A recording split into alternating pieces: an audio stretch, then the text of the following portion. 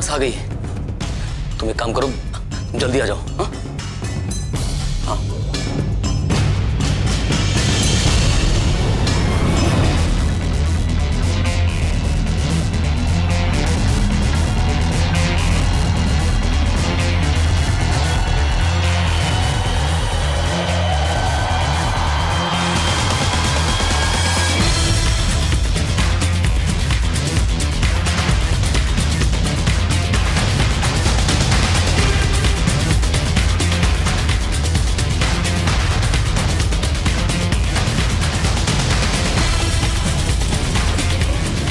रश्मि,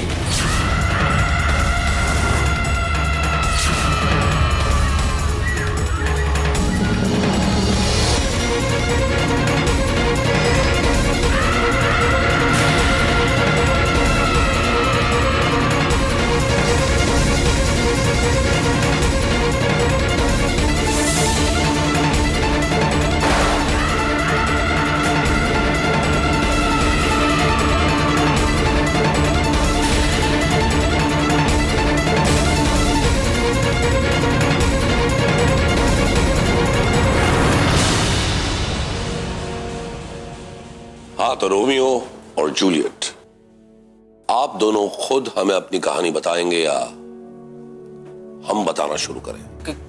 कैसी कहानी? ये क्या कह रहे हैं आप? मैं कुछ समझ नहीं पा रहा हूं।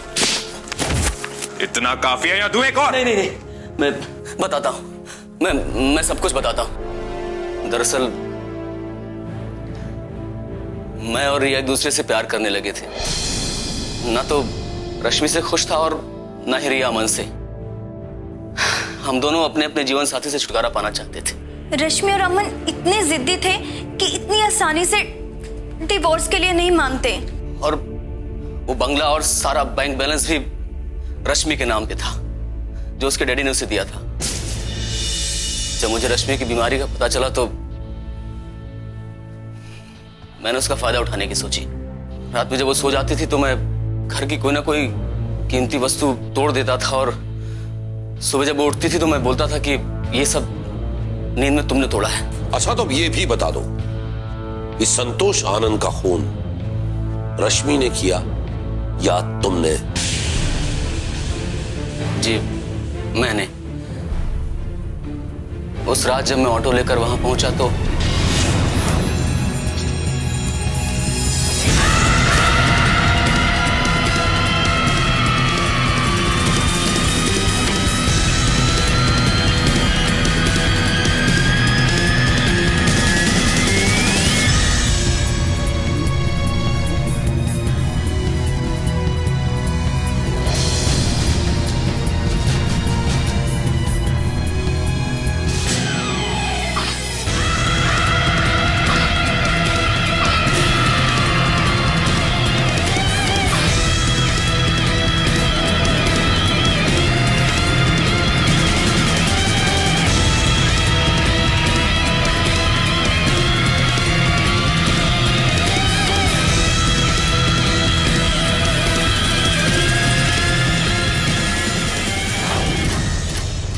अमन के खून की पूर्व भूमिका के रूप में मैंने संतोष को मार के ये एस्टेब्लिश करना चाहा कि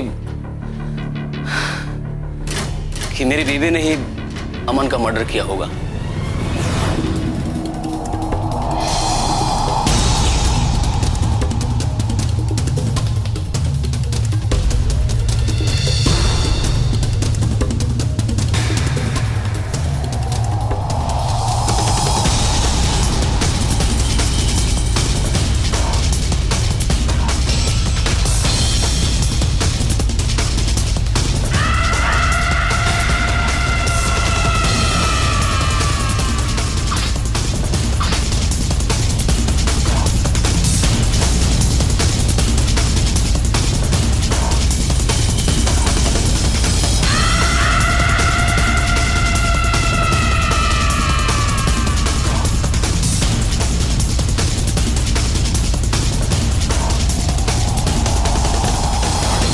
पत्नी की बीमारी की आड़ लेकर तुम बचते और तुम जानते थे कि कानून रश्मि को बहुत लंबी सजा देगा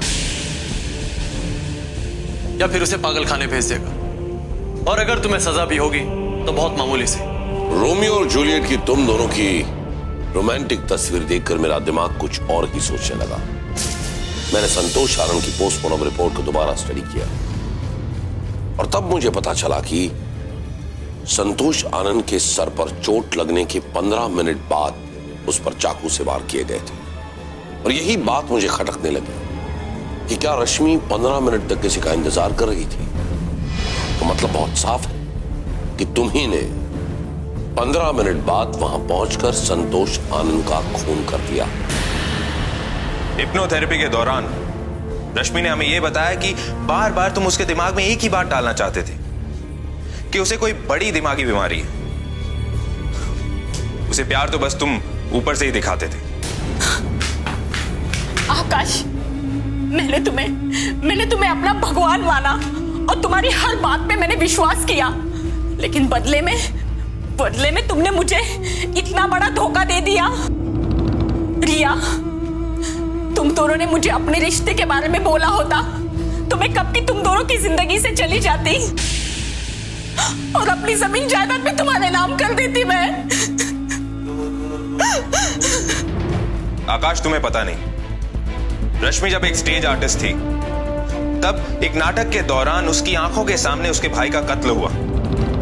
तब वो अपने कैरेक्टर में थी, सिर्फ 10 साल की थी वो बचपन का सदमा उसकी बीमारी बन गई और तुमने उस बीमारी का फायदा उठाया। और आकाश, तुमने अपनी पत्नी की जिस बीमारी का फायदा उठाकर अपना मकसद पूरा किया, उसी बीमारी का नाटक करके हमने तुम दोनों को फंसाया। आकाश और रिया, तुम लोगों ने प्यार में अंधे होकर अपनों का ही खून किया और कानून से धोखा। अब जिंदगी भर रोमियो जूलियट का किरदार निभाते रहना जेल के सलाखों के पीछे, फांसी से बच गए तो ले जाओ इन्हें।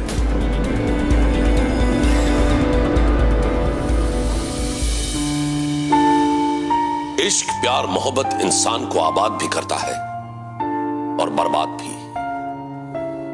प्यार के नशे में अंधे होकर इंसान को यह नहीं भूलना चाहिए कि सच्चा प्यार किसी का दिल जीत कर मिलता है, ना ही जबरदस्ती से छीन कर। लेकिन प्यार के नशे में अंधा होकर इंसान कभी कभी इस बात को भूल जाता है और अपनों से ही धोखा कर बैठता है, यहां तक कि अपनों की जान तक ले लेता है। और ऐसे इंसान को अंत में सच्चा प्यार तो नहीं मिलता, मिलती है तो सिर्फ और सिर्फ बदनामी और जेल की सलाखें। और इसीलिए आप भी सच्चे प्यार के मायने को समझने की कोशिश करिए। मेरी इस बात को हमेशा याद रखिए, सावधान रहिए, सुरक्षित रहिए।